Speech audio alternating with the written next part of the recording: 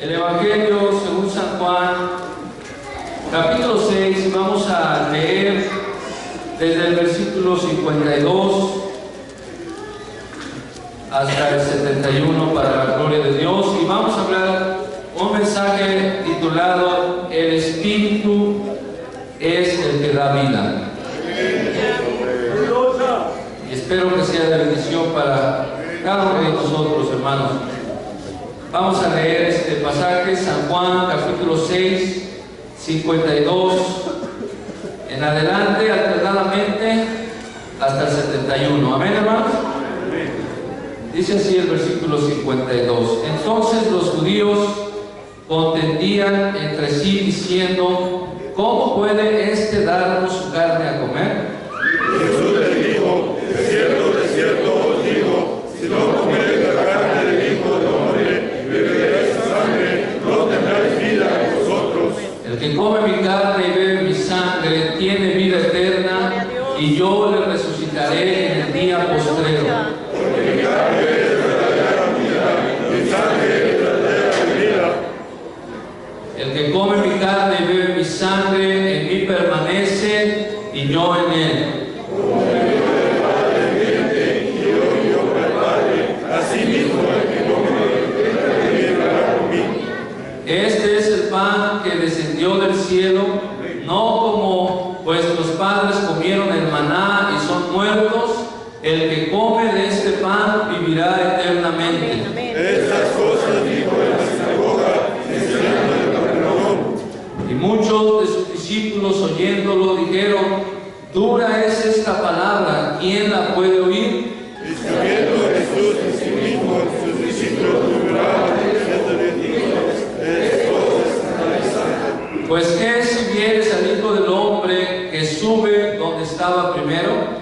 El Espíritu es el que da vida, la carne nada aprovecha. Las palabras que yo os he hablado son espíritu y son vida. Mas hay algunos de vosotros que no creen, porque Jesús desde el principio sabía quiénes eran los que no creían y quién le había de entregar. Dijo: por eso os he dicho que uno puede venir a mí si no le entrega al Padre. Desde esto, muchos de sus discípulos volvieron atrás y ya no andaban con él. Dijo entonces Jesús a los 12: ¿queréis vosotros ir también?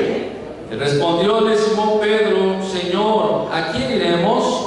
Tú tienes palabras de vida eterna. Y nosotros creemos y conocemos que tú eres Cristo, el Hijo de Dios viviente. Y Jesús le respondió: ¿no he escogido yo a vosotros 12 y uno de vosotros es diablo? Y hablaba de Judas Iscariote, hijo de Simón, porque este era el que le había de entregar, el cual era uno de los 12. Siéntense, hermanos. Dios les pague. Y otra vez, el Espíritu es el que da vida. ¿Qué es lo que nos está enseñando la palabra de Dios aquí, hermano? Este es un capítulo que el capítulo 6 comienza con Jesús y 5,000 seguidores, al menos 5,000 hombres que lo están siguiendo. Parece que al final del capítulo que leímos ahorita, el ministerio del Señor va decayendo. Parece que termina en un fracaso, porque la gente lo comienza a abandonar. Sus mismos discípulos lo comienzan a abandonar. Creo yo, hermanos, que el pasaje quiere enseñarnos a nosotros, cuando las batallas de nuestra vida parecen estar ya perdidas, cuando nuestros problemas resultan ser más grandes y los vemos muy difíciles, la soberanía de Dios siempre tiene la victoria sobre todas las cosas. Cuando en tu vida cualquier situación que estés pasando parece que el poder del Señor, hermanos, está ahí con nosotros, necesitas conocer la soberanía de Dios, porque está sobre cada uno de nosotros. está sobre ti, está encima de cualquier situación que cualquiera de nosotros esté pasando o pasemos en nuestra vida cristiana. ¿Cómo es que este capítulo puede darnos estas garantías de que Dios es soberano, de que Dios está en control, de que Dios siempre va a salir triunfante? Bueno, vemos que aquí, hermanos, al Señor Jesús, no a otro, al mismo Jesucristo lo están abandonando. La gente le está dando la espalda y lo dejan de seguirlo. Sus mismos discípulos lo dejan de seguir. Pero el versículo 63 dice: la carne nada aprovecha. Las palabras que yo os he hablado son espíritu y son vida. Pedro dijo: Señor, ¿a quién iremos? Tú tienes palabras de vida eterna. Así que, hermanos, todo lo que Jesús nos diga te conducirá a la vida. Aún las cosas más duras que oigas de la boca de nuestro Señor Jesucristo en las Sagradas Escrituras te van a conducir a la vida. Nosotros, los siervos de Dios, queremos predicar, queremos anunciar, queremos que veas a Jesucristo como lo más bello, como lo más hermoso, y no queremos que te vayas, no queremos que la gente se vaya, al contrario, queremos que la gente venga, queremos que vengas al Señor y lo abraces y sea suficiente para tu vida. Pero el pasaje parece ser algo negativo, parece terminar en algo negativo. Si ustedes ven el pasaje en los primeros versículos, comienza, hermanos, Jesús multiplicando 5 panes y 2 peces y le da de comer a una multitud. Y dice la Biblia que eran 5,000. Quiero que recuerde ese número: 5,000 hombres. Podrían ser más, contando los niños y las mujeres. Una multitud grande, y todos van siguiendo al Señor Jesucristo ahí en el mar de Tiberias. Incluso dice que muchos otros al oír este milagro vinieron, muchas navecillas vinieron a buscar al Señor Jesús. Entonces Jesús tiene una grande multitud ahí siguiéndole. Pero la primera pregunta, hermanos, es que aparece Judas. Judas es mencionado 2 veces en esta parte. Del versículo 64 dice: mas hay algunos de vosotros que no creen, porque Jesús desde el principio sabía quiénes eran los que no creían y quién le había de entregar. Los judíos se encuentran con mucha incredulidad, se encuentran resistiendo al Señor Jesús, se encuentran rechazando a nuestro Maestro. Y luego el Señor les dice: por eso os he dicho que ninguno puede venir a mí si no le fuere dado del Padre. Judas es rebelde, Judas está ahí incluido, pero es rebelde, es amado, es incrédulo, él no cree, y Dios lo deja ahí en su incredulidad para siempre. Ninguno puede venir a mí si no le fuere dado del Padre. Jesús pone un ejemplo claro que esto es verdad. Por eso menciona a Judas, le dice: miren, ahí está Judas. Desde esto, dice el versículo 66, muchos de sus propios discípulos volvieron atrás y ya no andaban con él. Ahora solo le quedan 12 discípulos. En el versículo 70 dice que Jesús les dijo: no os he escogido yo a vosotros 12, y la cosa no mejora, la cosa empeora. Aún dentro de los 12, solo voy a leer lo que dijo Jesús: y uno de vosotros es diablo. Y lo menciono porque es lo que mencionó Jesús, porque este era el que le había de entregar y el cual era uno de los 12. Y se acaba la historia. Punto. Así acaba esa historia, hermanos, que comenzó con una grande multitud siguiendo al Señor y lo querían hacer rey, y todos estaban contentos, y de repente la gente se va y se queda Jesús, no con 12, se queda con 11. Todavía Judas dentro de ellos, pero ya sabía el Señor.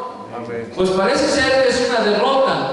Parece ser que el ministerio de nuestro Señor Jesucristo termina en un fracaso. Jesús predica en la sinagoga en Capernaum, muchos de sus discípulos comienzan a enojarse, a murmurar, a escandalizarse, a irse, a decir: dura es esta palabra, ¿quién la puede oír? Después de que Jesús los alimenta y les da el verdadero pan que descendió del cielo, una multitud le sigue y lejos de glorificarlo, lejos de aceptarle, se ponen a murmurar contra él y lo dejan y solo quedan 12. Y uno de ellos es diablo. Pareciera que el enemigo está triunfando, pareciera que el enemigo está gobernando, está ganando la batalla sobre el ministerio de nuestro Señor Jesús. Pero este capítulo nos enseña que Jesús desde el principio sabía quiénes eran los que no creían, que toda la gente, que los discípulos estaban yendo y el ministerio del Señor no está siendo derrotado por el diablo.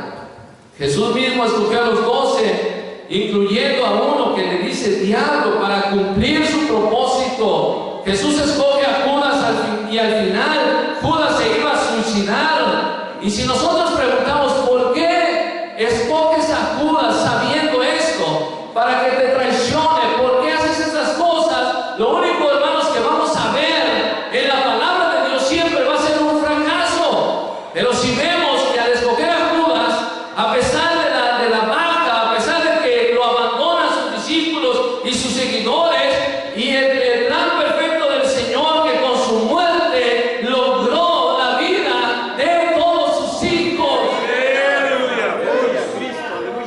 Es entonces, hermanos, cuando nuestras propias vidas, cuando vemos un problema terrible, cuando nos encontramos ya caídos, cuando el enemigo, hermanos, parece que está venciendo nuestra vida espiritual y queremos decir ya basta, leemos, hermanos, estas historias que Jesús siempre sale victorioso, que tenemos siempre la victoria en el Señor Jesús.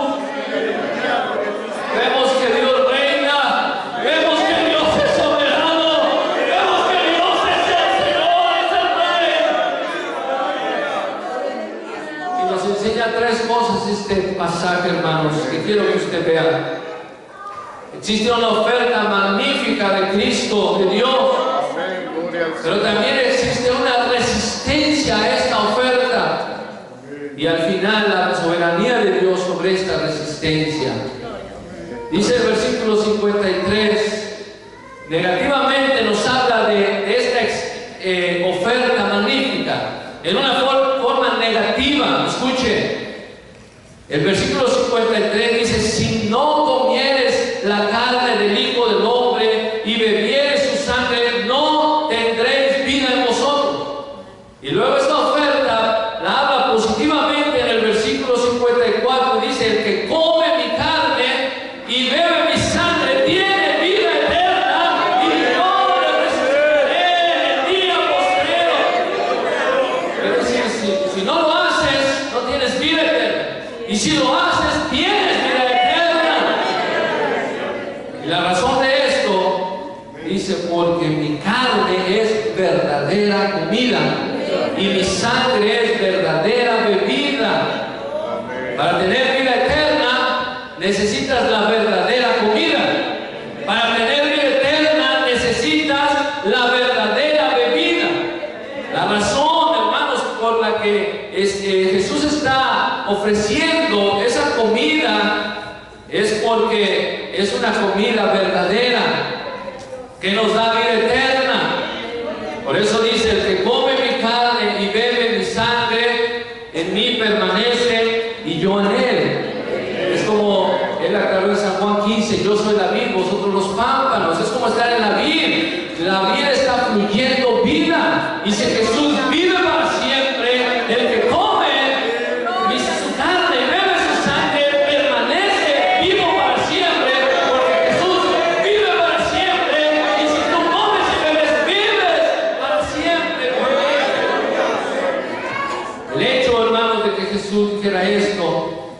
era una ofensa terrible en el contexto judío.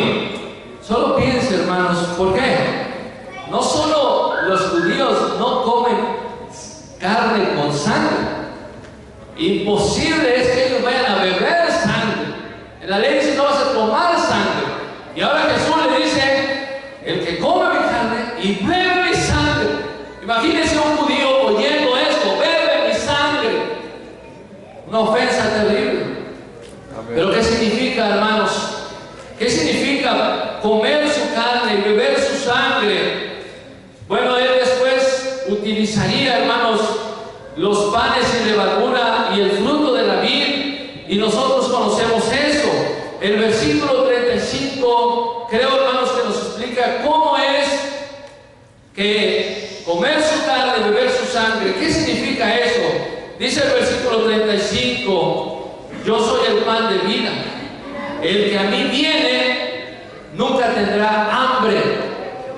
El que en mí cree no tendrá sed jamás. Está hablando de comer y beber. Quiere decir que comer su carne y beber su sangre es creer y venir al Señor Jesucristo y satisfacernos. Gloria a Dios. Luego hay dos textos que creo que son paralelos aquí, el versículo 54 y 40. Dice, el que come mi carne y bebe mi sangre, el versículo 54, tiene vida eterna y yo le resucitaré en el día postrero.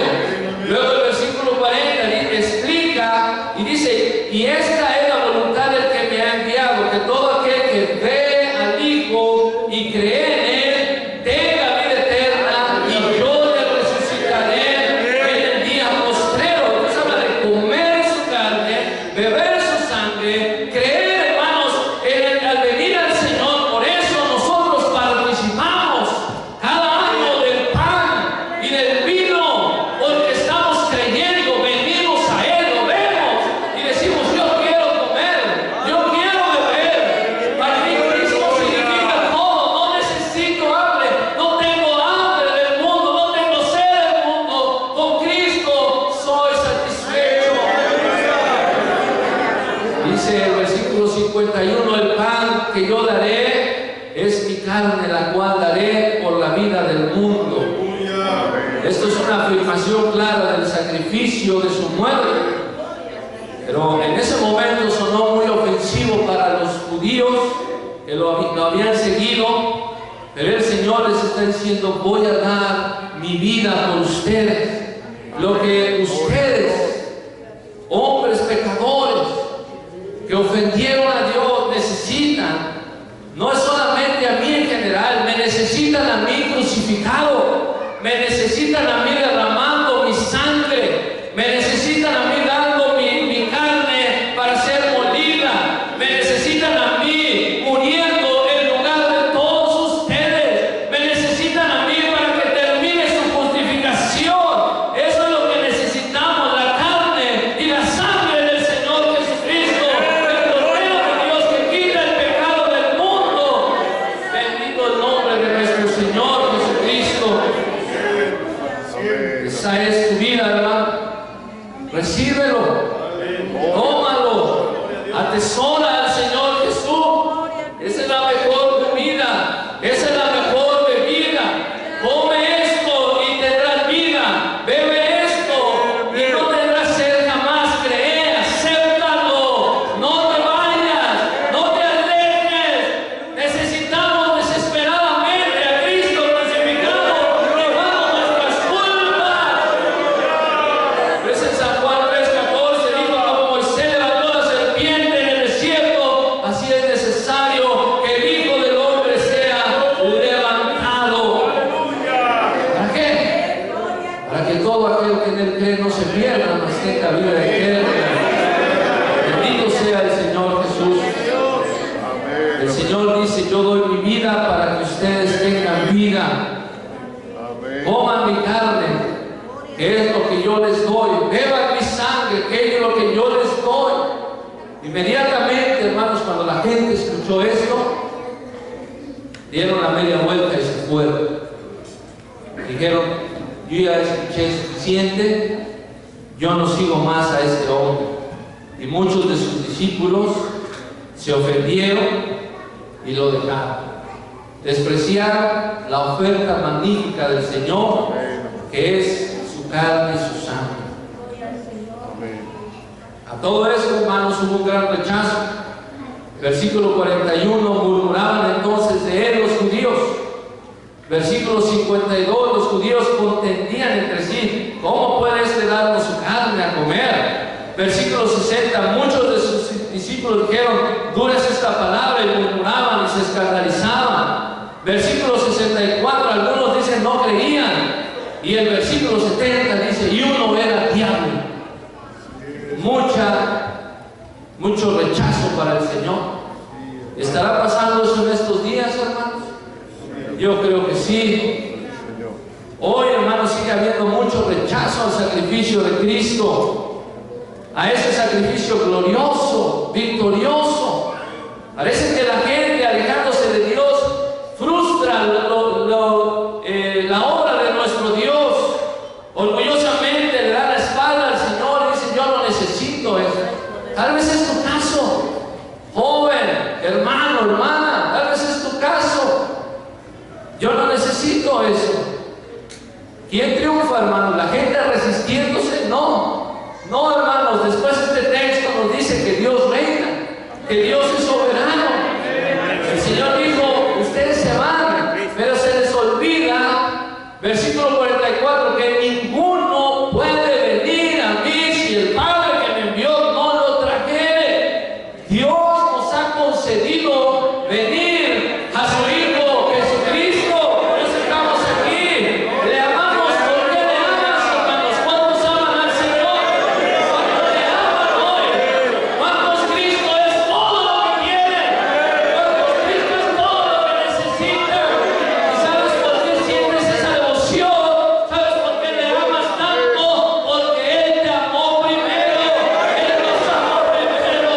Y dio a su Hijo en propiciación por nuestros pecados. Por último, hermanos, solo quiero que escuchen. Dice: el Espíritu es el que da vida. Qué hermoso, hermano. A través de su palabra, dice que las palabras que yo os he hablado son espíritu y son vida. Dios usa su palabra para que el Espíritu Santo nos dé vida. Y luego que toda la gente se empezó a ir, parece que Jesús se queda solo, se queda con 11 y se atreve a preguntarles y les dice: ¿se quieren ir vosotros también? Y ahí estaba Pedro, Andrés, Jacob, Natanael, Juan. Y dice: no. Dice Pedro: no, Señor, nosotros no nos queremos ir.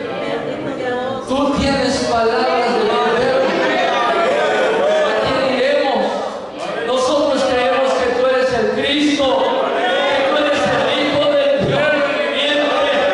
Nosotros vamos, nosotros nos quedamos en este lugar. Después el apóstol Pedro, hermano, se quedó y Cristo permaneció triunfante en su ministerio, porque en Hechos 2